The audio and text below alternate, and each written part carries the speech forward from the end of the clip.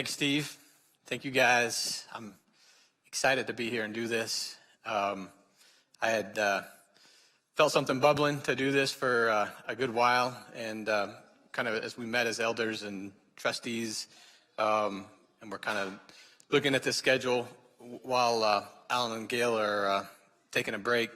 I said, you know what, I think I got something. The idea of doing it terrifies me a bit, which Ken Armstrong responded that the idea of me doing it also terrifies him. So I asked the Lord if I could make the entire sermon about the depravity of the Scots. And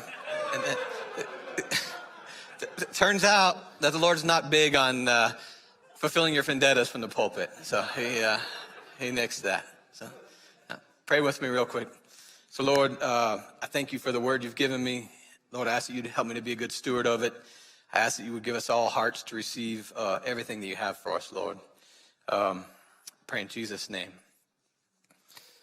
So happy that the news of Paul and Ruth is out. For me, short, bald guy, it was a no-brainer, right? No-brainer. That easy decision. So I'm going to be talking. Most of you know I'm an elder. Steve just said it, right? And this is a time of transition. There's been harder times throughout history. Some of the biblical texts we look at tonight, you know, there's been times that certainly a lot more transition, a lot more chaos than what we're dealing with. But kind of in my life, you know, what our nation's going through now is kind of the weirdest season I've been through, you know. And so I think it's a good time with the transition our church is in, the kind of chaos of the world, and maybe more than the chaos, just the noise that's going on in the world. It's a good time to remember who we are. So as a father in my house, you know, I like to remind my kids when they're going out and doing something that I don't worry about, you know, it's I love you, go have fun. When they're going out to do something that I'm a little worried about, what are the influences and how are they going to handle it? Saying something more like, remember who you are, love you. And so I think it's a good time for us as a church to remember who we are. So we are a people of the covenant, and we've had great teaching for a lot of years now under Pastor Allen, learning, you know, the thread of the covenant from beginning of Genesis all the way through the end of Revelation. And I think that it's become a part of our DNA to be able to see that, to be able to interpret the Bible from that, and rightly so. I'm going to zoom in and look at a piece in the middle there, and specifically Judges and 1 Samuel. And I'm going to set the frame a little bit for those, just so we understand. So people come out of Egypt, and Moses leads them to the edge of the promised land, right? Long story made short. Have to wait for his generation to pass away. And then Joshua gets to lead the people into the land. Caleb is still with him. Remember Joshua and Caleb? They were the two spies that had gone into the land and always believed that we should just take this. Doesn't matter how big the people are. Doesn't matter how many there are. The Lord's put it in front of us. We should just take this, right? And now they've had to wait. And now they have the opportunity, and they flood into the land. They start taking ground. And throughout most of Joshua, they mostly are doing it just the way the Lord said, right? And then as you roll into Judges, things begin to shift a bit, right? Joshua passes, Caleb's getting old, and this next generation is not as bought in to the promises of the Lord. They're just not, right? So pretty soon, they're kind of at a stalemate, right? They've taken some ground. They're sitting surrounded by their enemies, and they've lost their momentum. They've lost it to the effect that the Lord basically says, all right, you know, you're lusting after these people that you should have removed, and you're lusting after their gods. I'm going to let you taste that. I'm going to let you be tantalized by that. And they are. So then we see in Judges, they get on a roller coaster ride.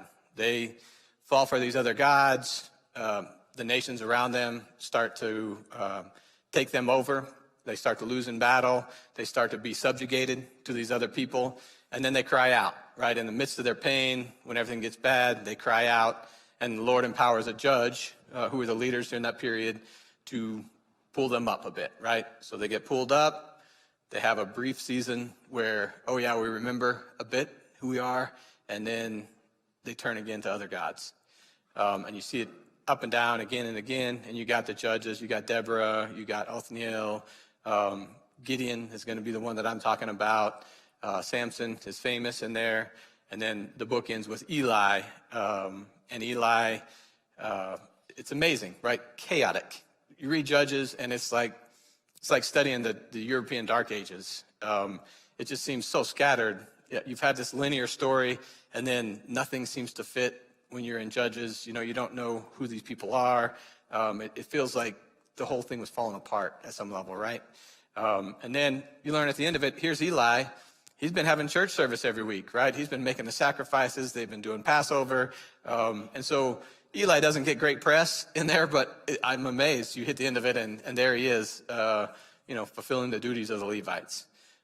Rolling into Samuel, Hannah has a miracle birth, right? Miracle conception, miracle birth, and she dedicates her son Samuel to the priesthood.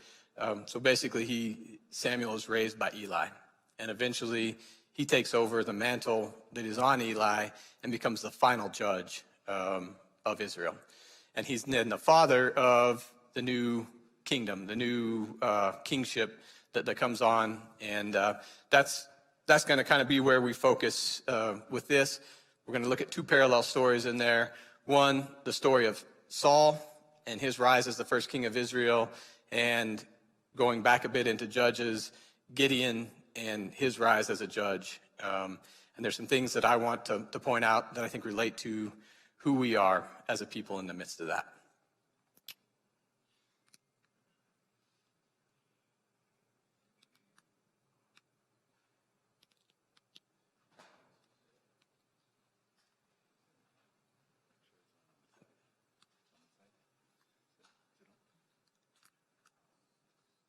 Helps if it's on. Yep.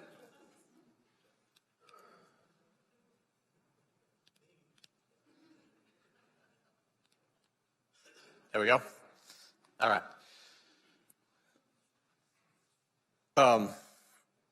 Let me get a little further in our story. So Samuel rises to be the judge, if you will, the leader of Israel.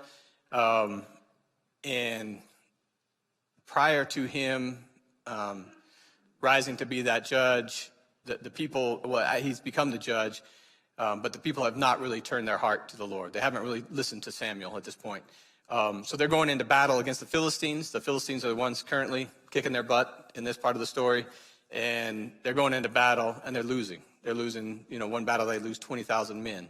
And they're coming, they're crying out, why has the Lord abandoned us? And so they're like, yeah, we got the ark, right? The ark that has all the relics, all of our history. We'll take that into battle with us. So they load up the ark, they take it into battle, Philistines wipe them out, and steal their ark.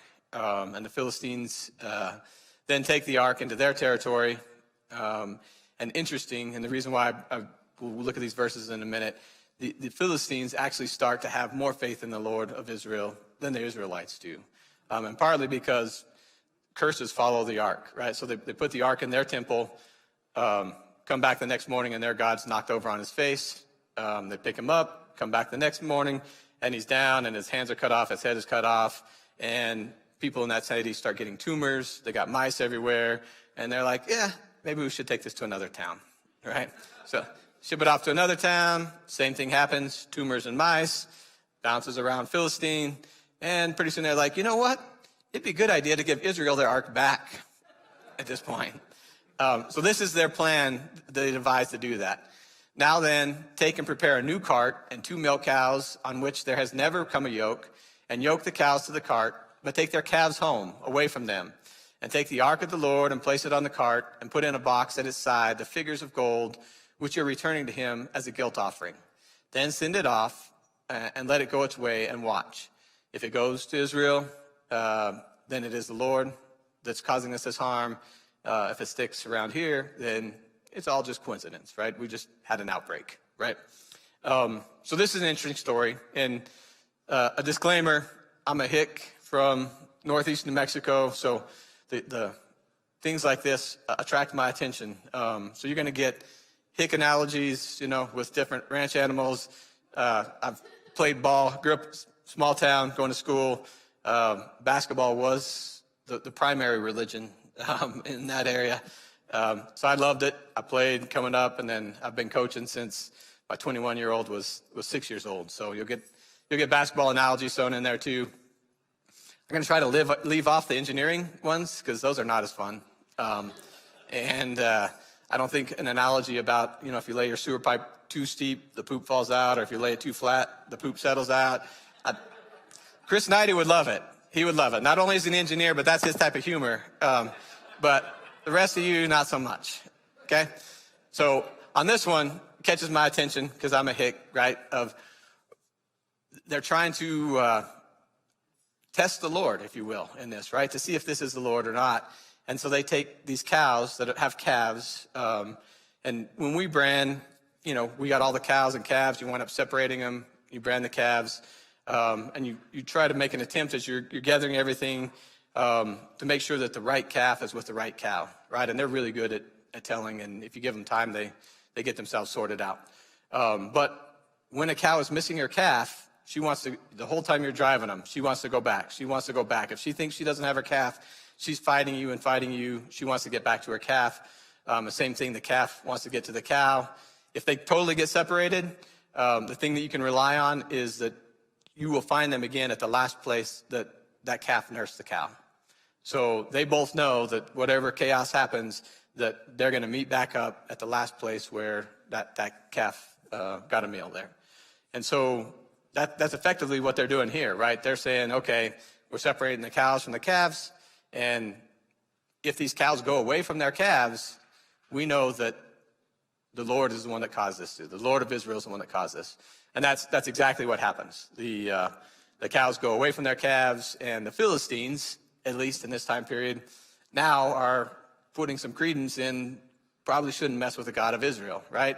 The Israelites are just barely kind of starting to wake up to it again. So they come and cry out because the Philistines are still whipping them.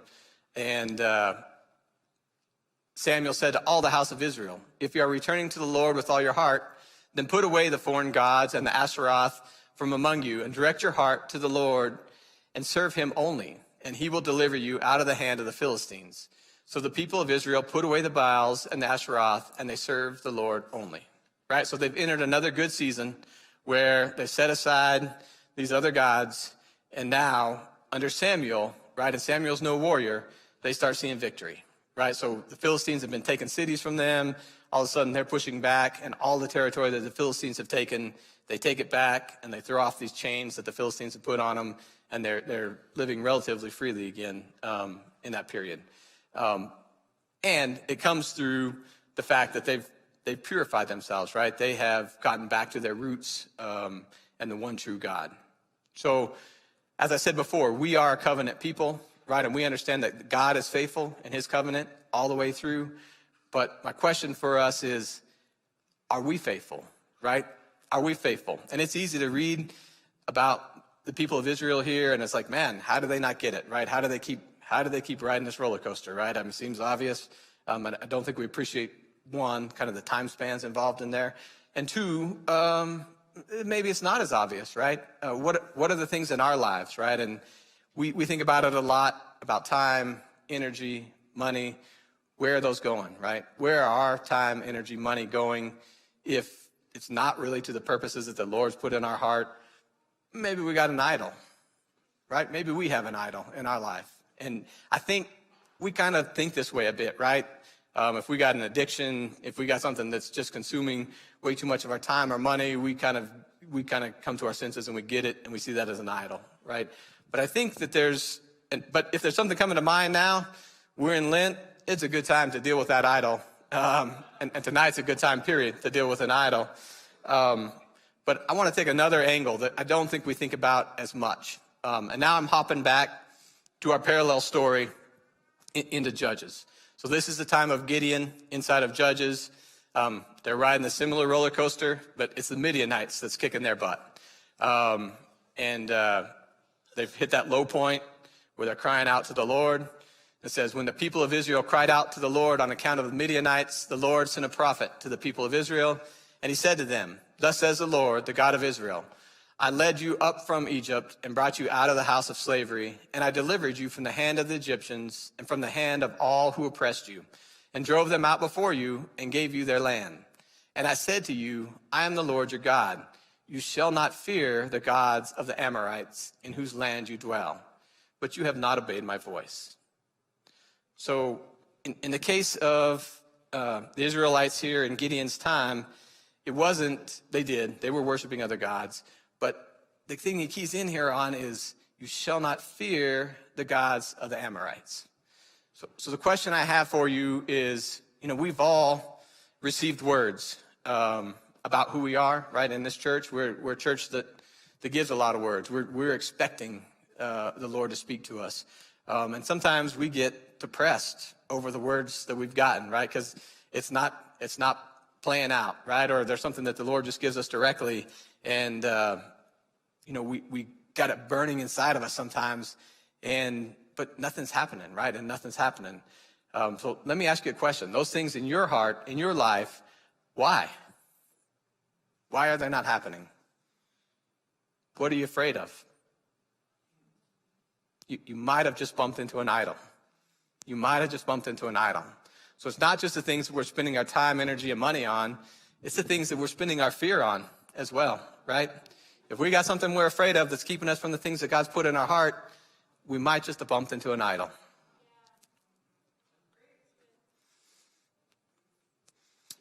Okay, so I'm going to hop back into. I'm going to take a peek here. Yeah, so we're gonna hop back into the story of Saul, and we are a kingdom people, right? So we know we're a covenant people. We know that the Lord is faithful from His end. We're also a kingdom people, and these are closely related, but there's a distinction here, right? Samuel is the last judge. The Lord would rather leave it in a judgeship, right? He would rather be the king of the people, and you'll see that they're not really willing to leave it at that. Even though they've had great success under Samuel, they cry out. And let's just flip into that. So then all the elders of Israel gathered together and came to Samuel at Ramah and said to him, behold, you are old and your sons do not walk in your ways, which was true. Now appoint for us a king to judge us like all the nations. But the thing displeased Samuel when they said, give us a king to judge us. Because Samuel's line is being replaced, right? So he doesn't like it. And Samuel prayed to the Lord. And the Lord said to Samuel, obey the voice of the people in all that they say to you, for that they have not rejected you, but they have rejected me from being king over them, according to all the deeds that they have done. From the day I brought them out of Egypt, even to this day, forsaking me and serving other gods, so they are also doing to you. Now then, obey their voice. Only you shall solemnly warn them and show them the ways of the king who shall reign over them. Okay, so God's saying, give them what they want, but give them the warning. So Samuel does, right? He tells them all the bad things that are going to happen if you have a king, right? He's going to take a percentage of everything you own to put in his storehouse. He's going to take your sons and send them out to war. He's going to take your daughters and make them a part of his household. He's going to screw stuff up. And not only are you now going to pay the consequences for the things you screw up, you're going to pay the consequences for the things that he screws up. So do you really want this? And they say, but the people refused to obey the voice of Samuel, and they said, no, but there shall be a king over us, that we also may be like all the nations, and that our king may judge us and go out before us and fight our battles. And when Samuel had heard all the words of the people, he repeated them in the ears of the Lord, and the Lord said to Samuel, obey their voices and make them a king. Samuel then sent everybody home. But what I want us to notice out of here is that they want to be like the other nations, the nations that they were supposed to have already removed. Now they want to be like them. And they want this king to go out before them and fight their battles. So they've had God going out with them at the guidance of Samuel and defeating the Philistines, who had been kicking their butts for years now, right? And now they want the easy button. They want a king who is going to go out in front of them and fight their battles so they don't have to do it. Right? Despite the fact that they've now been having victory, they want that easy button, right? And they got Samuel, who's this religious zealot that keeps telling them that the answer to all their problems is get your heart right with God, right? So they want separation of church and state, right? They got Samuel as a separation from God. They had like one more guy stuck in there, and to keep them a little bit more separated so they don't got to hear all this, right? That's effectively what they're asking for here. So the Lord turns them over to give them what they want. So into our story walks Saul. Now, I'm very empathetic towards Saul. He's an easy guy to make a bad guy out of. You know, he went around trying to kill David for years, so it's understandable on one hand. But Saul is just a guy out looking for dad's donkeys, right? When he enters the story, he's not out campaigning to try to be king. You know, he's not running an election campaign to try to be king. He's not raising an army to try to be king. He's a guy out looking for dad's donkeys. And so he's sent out for him. He and a servant, they go looking. They're out for a couple of days. Saul's a fairly kind of considerate guy. He says, you know what? I think at this point, dad's probably missing me more than the donkeys. We should just go home. And his servant says, hey, there's a man of God in this next city. Maybe he can tell us what to do. Let's go ahead and at least get to there. So Saul agrees. But he's like, we don't have a gift for the man of God. Again, seems to be a pretty considerate guy, right? So his servant turns out has some coins. They go into the city and they bump into Samuel. And this starts my next point of that we are people of the word. And I'm going to flesh through this a bit. We think of that as being a people of the Bible, and we are, right? We want to have that as a basis of everything that we do. When we have the prophetic operating, we want that to be something that we test against. But I cannot pull apart the word as our written text and the word as God's word for us today. I cannot pull those two things apart. And as I go through scripture, I can't pull those two things apart, right? So if we're memorizing verses, if we're reading so many chapters a day, which we should be, right? We should be, those are good things. But if it's not alive in our life, we're missing some of it, right? And if it doesn't spur us to have guidance for today, to have something to say to our friends and brothers and sisters, we're missing some of it, right? And so that's what I'm talking about when we're a people of the word. Yes, we're a people of scripture, but we're a people of a live word that's amongst us every day in our lives that we should be hearing and heeding, right? Right? So let's dive in, right? So Saul,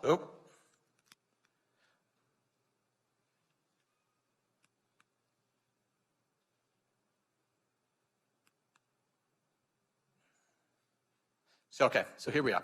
So now the day before Saul came, the Lord had revealed to Samuel, tomorrow about this time, I will send you a man from the land of Benjamin, and you shall anoint him to be prince over my people, Israel. He shall save my people from the hand of the Philistines. For I've seen my people because their cry has come to me. When Samuel saw Saul, the Lord told him, here is the man whom I spoke to you. He it is who shall restrain my people. So fascinating, right? That Saul already had the word from the Lord the night before, and then just walking down the street, bam, that's him, right? So that's good revelation, right, for Samuel.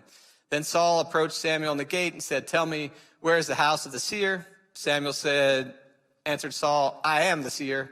Go up before me to the high place, for today you shall eat with me, and in the morning I will let you go, and I will tell you all that is on your mind. As for your donkey that were the last 3 days ago, do not set your mind on them, for they have been found, and for whom is... all right, so leave it at that, right? So he says, go up. We're going to talk tomorrow morning. I'm going to tell you everything that's in your brain, and don't worry about the donkeys, right? And then something really weird, this part that I have highlighted, Actually, it's before the highlighted part. He says, and for whom is all that is desirable in Israel? Is it not for you and for all your father's house? For whom is all that is desirable in Israel? So kind of some strange language here, but effectively what he's saying is, wouldn't you like to have the kingdom of Israel, right? Isn't it something that belongs to your father's house? So really weird thing to have somebody say, right? You're out chasing dad's donkeys, and the man of God starts talking to you like this. So he responds, am I not a Benjamite from the least of the tribes of Israel? And is not my clan the humblest of all the clans of the tribes of Benjamin? Why then have you spoken to me in this way? Right? So why, Samuel, are you acting like I could rule the kingdom of Israel when I'm from the smallest clan? I'm the least of the clan, the lowest person in the least of the clans, right? So Saul's immediate reaction is like, you got the wrong guy, right? I get kind of what you're saying, but you got the wrong guy. So we've seen this before. I'm going to bounce into our parallel story here. So we're back in Gideon's story. You remember they're crying out because the Midianites have been oppressing them. And so we start here. Now the angel of the Lord came and sat under the terebinth at Ophrah, which belonged to Joash the Abiezrite, while his son Gideon was beating out wheat in the winepress to hide it from the Midianites. And the angel of the Lord appeared to him and said to him, the Lord is with you, O mighty man of valor. Now, I kind of think he was being a bit of a smart aleck, right? And maybe that's because I am, that I'm assigning that to the angel of the Lord. But, and you follow the story, and it's prophetic, because Gideon does wind up being a mighty man of valor. He was not on that day when this angel of the Lord showed up. And Gideon said to him, please, my Lord, if the Lord is with us, why then has all this happened to us? And where are all his wonderful deeds that our fathers recounted to us, saying, did not the Lord bring us up from Egypt? But now the Lord has forsaken us and given us into the hand of Midian. So Gideon basically answers him of like, yeah, I've heard your fairy tales, whatever. Right? So he's heard the stories. He's not buying it. So I'm going to take a bit of a tangent here, because I think this is us a lot of times, right? We've heard the stories, and Gideon kind of nails what's wrong, right? That this God who's supposed to be with us, where is he, right? Because the Midianites are wrecking us. Where is he? So I'm reminded of Jude and Josiah, my boys, just finished a study, Henry Blackaby's Experiencing God. That was a great study for me when I first started walking with the Lord in college, did it with a group of friends. And Blackaby's primary message in there is, if you're wondering why God's not giving you something to do, look around. Open your eyes up, look around, see what he's already doing, and go join in. Go join in with what he's doing. Bill Johnson ups the ante a little bit, I think, in his teaching, in saying that, if we're the restoration, if we're the kingdom come, then when we look out and see stuff broken, we're the kingdom fixers, right? So we don't need a specific word from the Lord to go fix what's broken, right? If we can see that it's messed up, that's our invitation. That's your invitation, right? Alan describes it as, stop trying to look for, the water is, that life is this water tunnel, right? Like at the water park, and that if you've fallen out of the tube, that there's nothing there for you, right? But the God's work, the kingdom come, is all around us. So go throw yourself in the ocean, right? I like that analogy. But all that to say, I think it's positive in Gideon's account here that he at least sees what's wrong. He sees what's broken, right? And it says, and the Lord turned to him and said, go in this might of yours and save Israel from the hand of Midian. Do not I send you?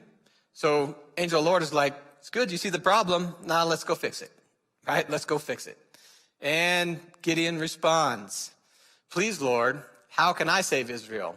Behold, my clan is the weakest in Manasseh, and I am the least in my father's house. So that answer is exactly the same as the answer that Saul gave, right? You came to the wrong guy, right? I'm from the smallest clan. I'm the weakest guy there. I see the problem. But I'm not the right guy, right? So, interesting that that's both of their answers. So I'm gonna hop back to our other story here, right? I just wanted to point out that Gideon and Saul's start in this walk was basically exactly the same. So in Saul's case, Samuel pulls him aside, right? They've eaten together. He walks with him the next morning. He pulls him aside from his servant. He anoints him as prince, not king, but prince over Israel. And immediately Saul starts seeing crazy things happen. So he leaves out, and kind of everything that Samuel has told him is going to happen happens. He bumps into people. They're giving him food, giving him bread and wine. He runs into a group of prophets, right? And Saul, who's never had anything like this before, all of a sudden starts prophesying, and the people around say, the son of Kish prophesies more than the prophets, right? Who is this guy, right? So he goes a little further along, and he runs into people that are complaining about what the Philistines are doing. The Spirit of the Lord falls on him. He gets righteous anger, and he says, let's go do something about it, right? And they go win a battle against the Philistines. And really, then this goes on for a good, I think it's a year or 2 years, that Saul just keeps being hit by the Spirit of the Lord, right? And he just goes and does amazing things. So he's pushing back against the Philistines, seeing the Lord do mighty things through him. And then it comes time for him to be coronated as king. And Samuel shows up. He gathers all the people. Where's Saul? Saul's now hiding in the baggage. So he's seen the Lord work, right? He's been the instrument of the Lord, but he still does not think he is the guy. He does not think he's the guy.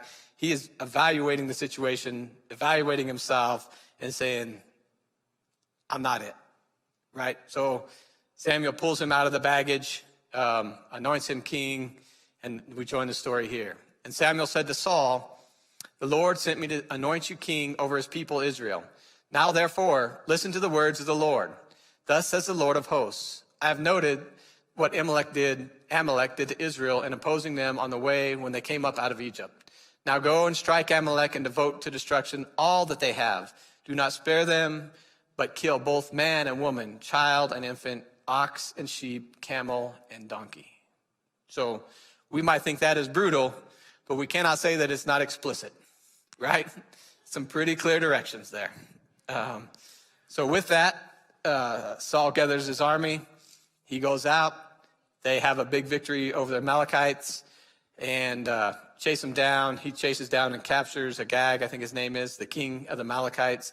And they kill most everyone, most of the animals, but they save out the best of the livestock, and the king is still alive with Saul. So Samuel hears of this, and the word of the Lord came to Samuel. I regret that I have made Saul king, for he has turned back from following me and has not performed my commandments. And Samuel was angry. And he cried to the Lord all night.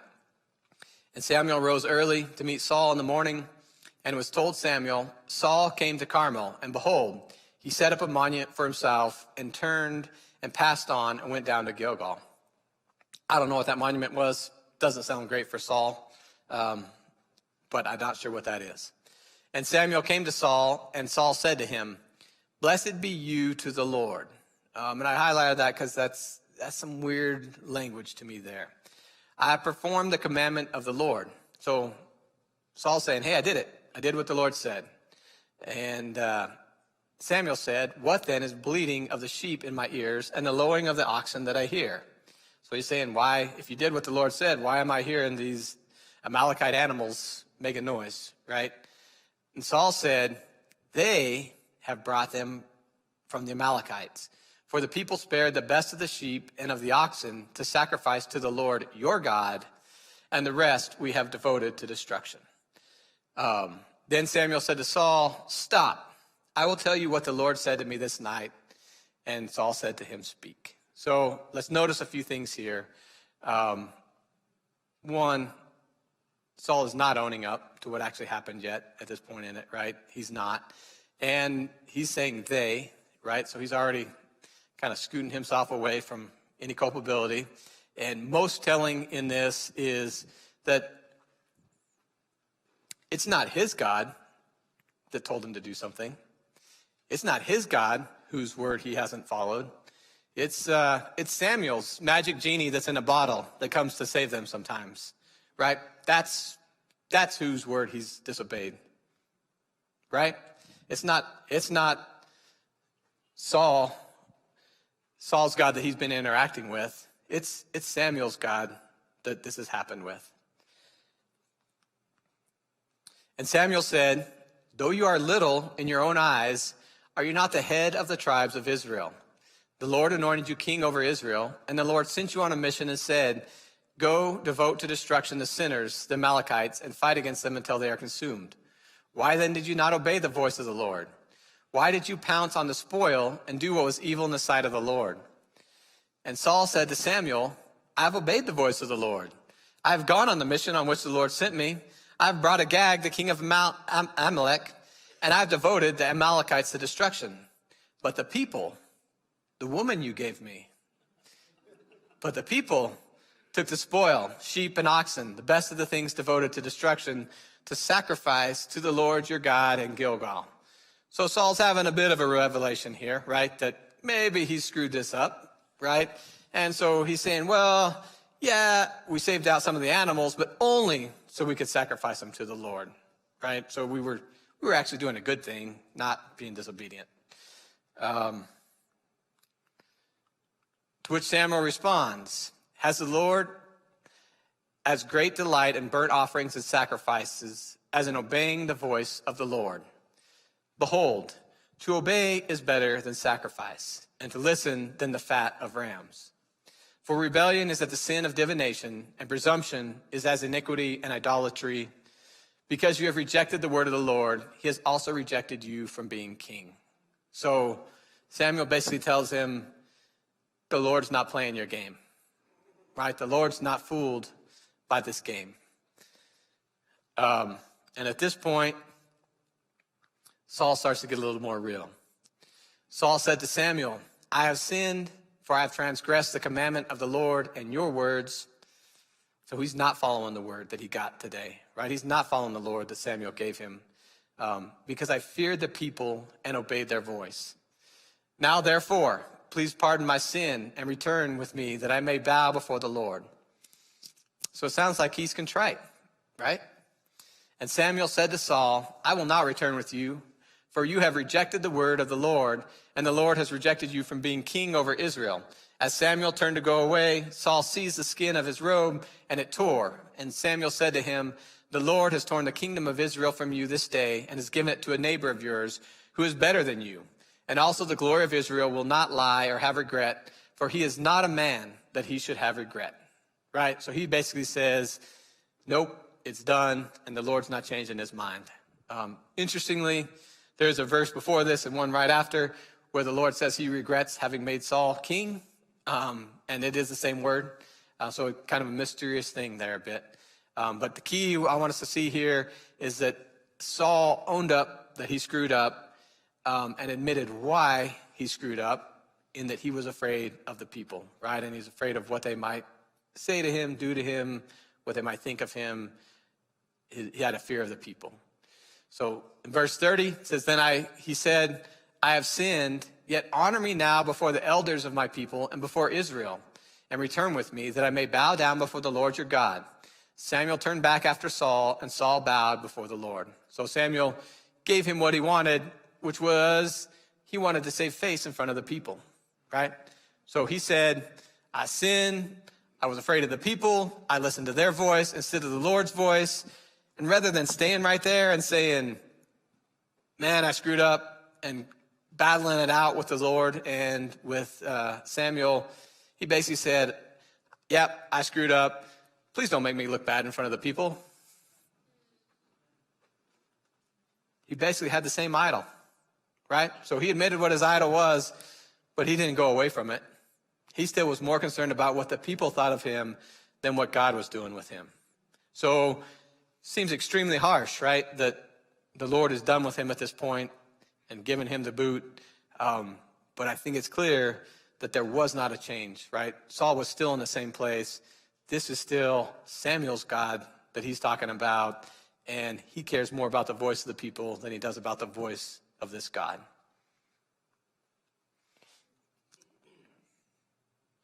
So, terrible story. Hugh, great. You brought us this terrible, terrible story about this man that didn't want to be king and utterly failed at doing it, right? Good work. So, we are a people who live by faith rather than fear. So Samuel was trying with Saul. Saul was wrapped up in fear, right? So going back to what we talked about before, right? What are our idols? Maybe it's that shiny thing we're chasing, but maybe it's that thing that we won't stop being afraid of. And I think that's what it was for Saul, right? I don't think he worked through it with the Lord, but we don't have to be a Saul. So I'm going to bounce back into our other story real quick. So Gideon, man, he is a tough guy to make a hero out of in a lot of ways, right? Gideon gets the worst press in Sunday school of any guy maybe in the Old Testament outside of ones that are just truly bad, right? Because Gideon's kind of the laughing stock. He's the guy that needs reassurance after reassurance after reassurance. I'm going to turn the fleece this way, and if the ground is wet and the fleece is dry, I'm going to turn the fleece this way, and if the fleece is wet and the ground is dry, Lord, bear with me, maybe one more thing, one more sign, right? So he goes through after sign, right? But he started in the same place as Saul. So then Gideon perceived that he was the angel of the Lord. So after getting a few signs, right, he sacrificed the goat, made the bread, and it all disappeared in a puff of fire right in front of the man of God. And Gideon said, "Alas, O Lord God, for now I have seen the angel of the Lord face to face." But the Lord said to him, "Peace be to you. Do not fear, you shall not die."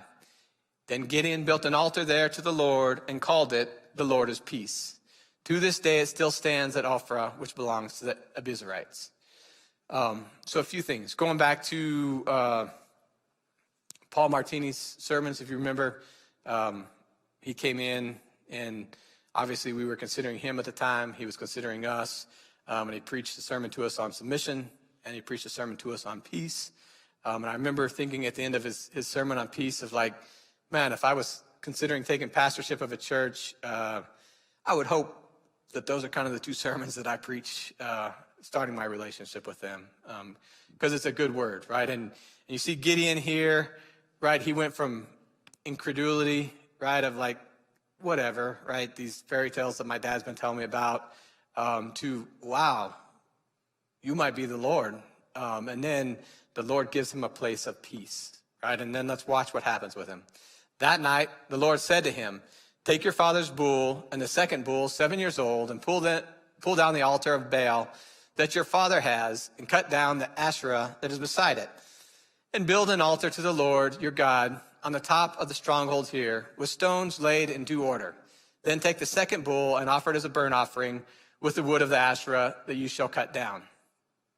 So what's the Lord asking him to do?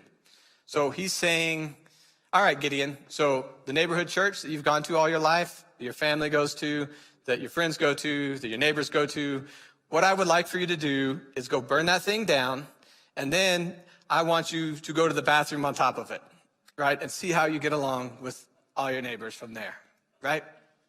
That's what he's asking him, right? So it says, so Gideon took 10 men of his servants and did as the Lord had told him. But because he was too afraid of his family and the men of the town to do it by day, he did it by night. So he was still scared, right? He was still afraid, and it was a hard thing that the Lord gave him.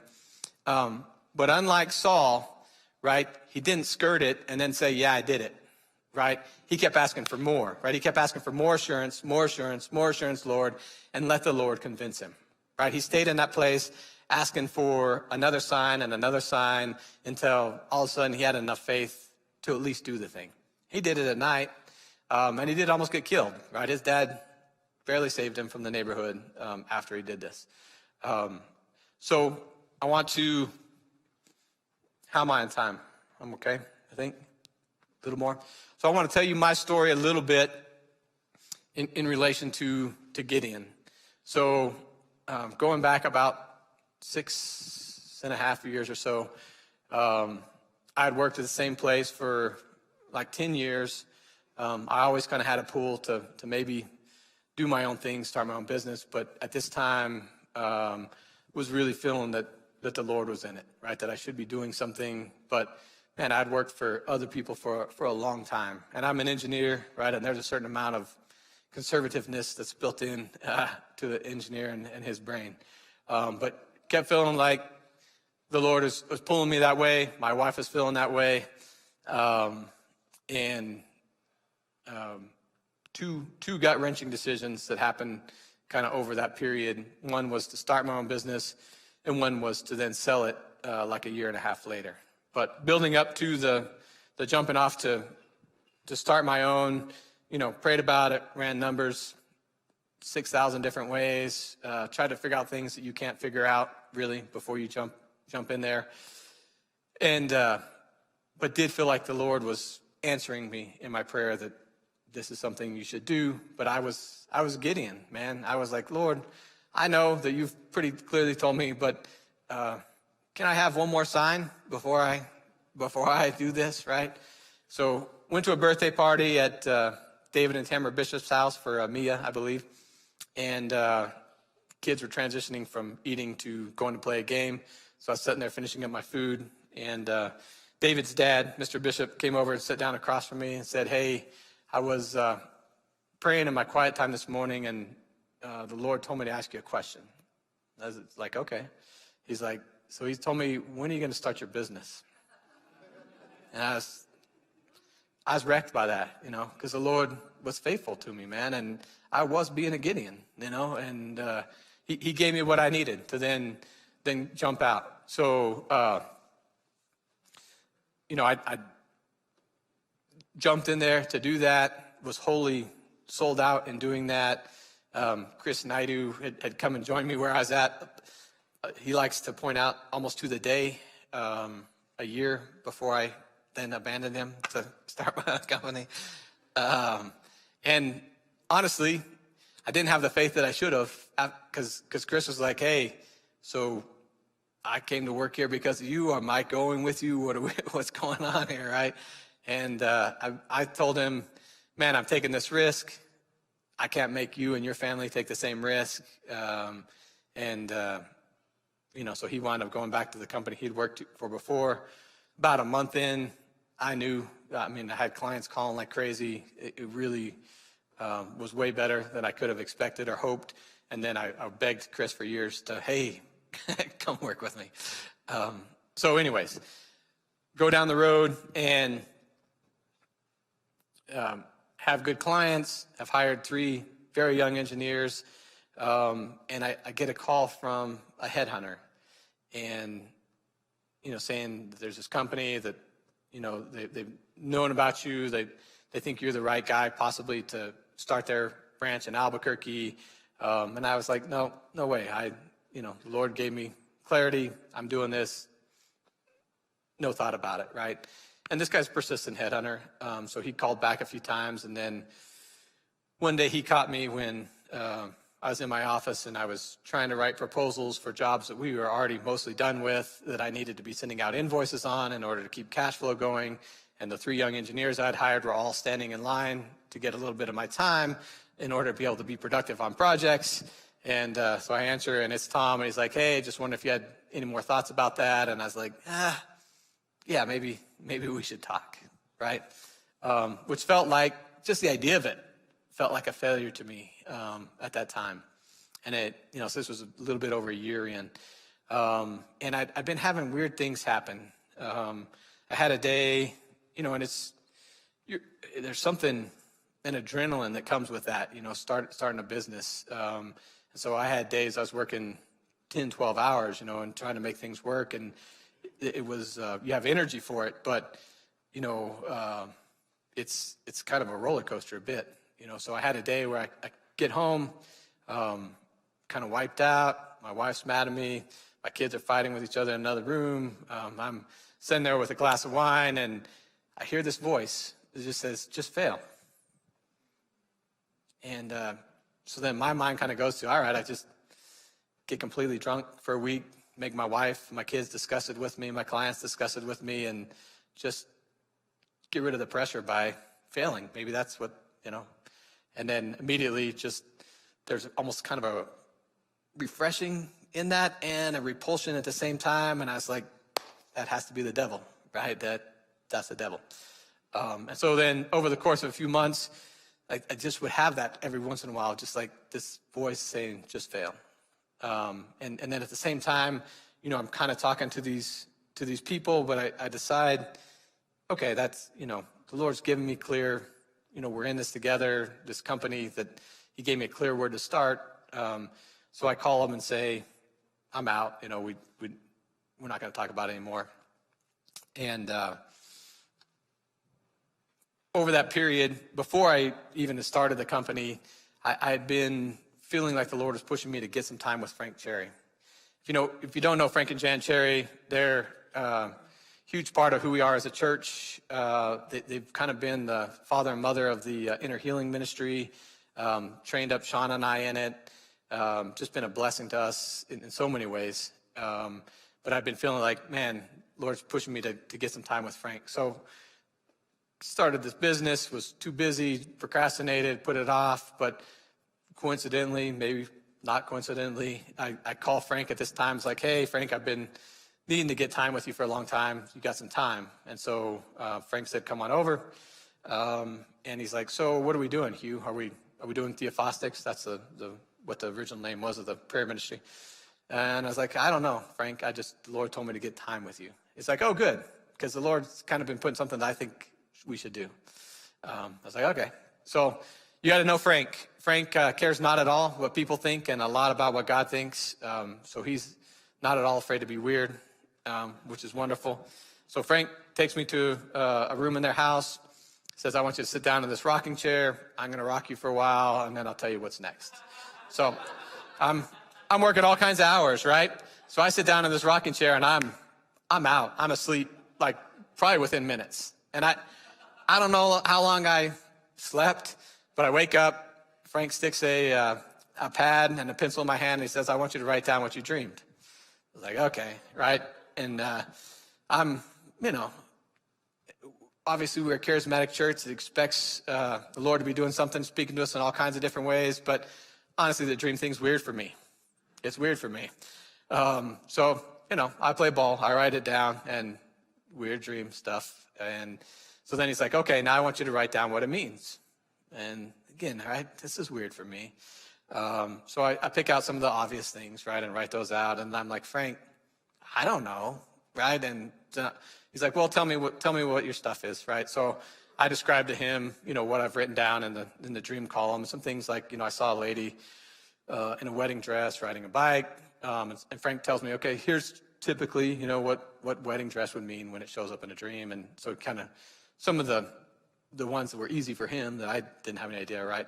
And so then that fills in the holes for me on this column, where I'm trying to write out what it means. And it basically is that, you have opportunity for a new relationship that's going to be a blessing to you both effectively is kind of the message. So I still didn't connect that with what was going on with me with, potentially joining with this other company. But it was kind of a key thing there, right? And like I said, dream stuff was weird for me. At the same time, my wife had a dream, and I won't describe that, but basically it was similar in that it kind of pointed towards that this was the way that we should go. So we both, the idea of doing something different after I just started this was crazy. We were asking all kinds of people for advice. I sat down with Alan multiple times, negotiated with these guys. They made me an offer. I made them a counter. They made me a counter, and they gave me a deadline of like, we love you, but you got to decide something here, right? And so, clock is ticking. I'm on the fence. I can't decide what to do. Sean and I are praying about it a bunch, talking to a bunch of people. But man, I'm on the fence, So I meet with Alan a couple days before. Then he's like, you know you are going to have to make a decision, right? I was like, yeah. And get up on the morning of, I don't have a decision. So Shauna and I pray, and I just feel like I'm like, all right, let's just go back to, let's leave out all the advice, all the numbers we've run, all that, and what has the Lord told each of us, right? So she went back to the dream that she had had. This was a nighttime dream. And I went back to, sitting in the chair with Frank. And it's like, man, the answer's been sitting there for a month, and we've been gut punching ourselves trying to make this decision.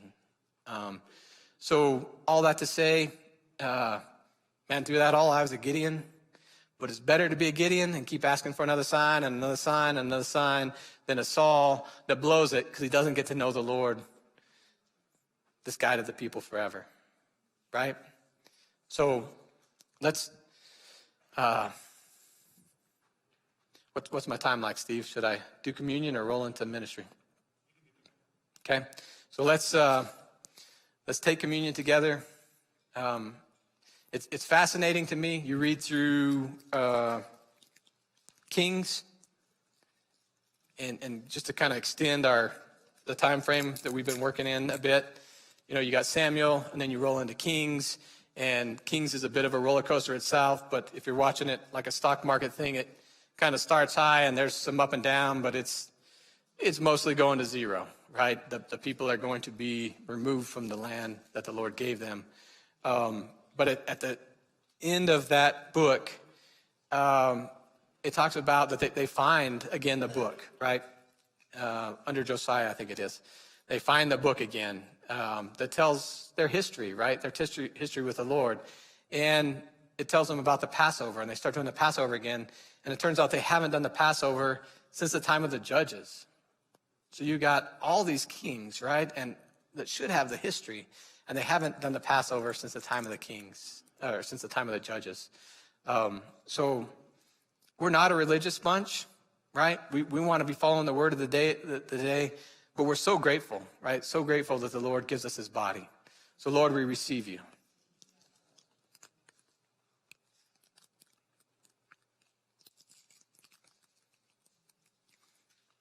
And we're so grateful for the life, the day-to-day life, the life that comes from your sacrifice, from your blood.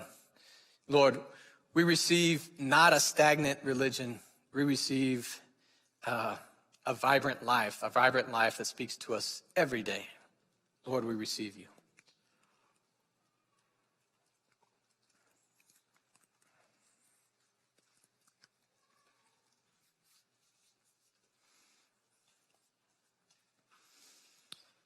So, if you want to come up.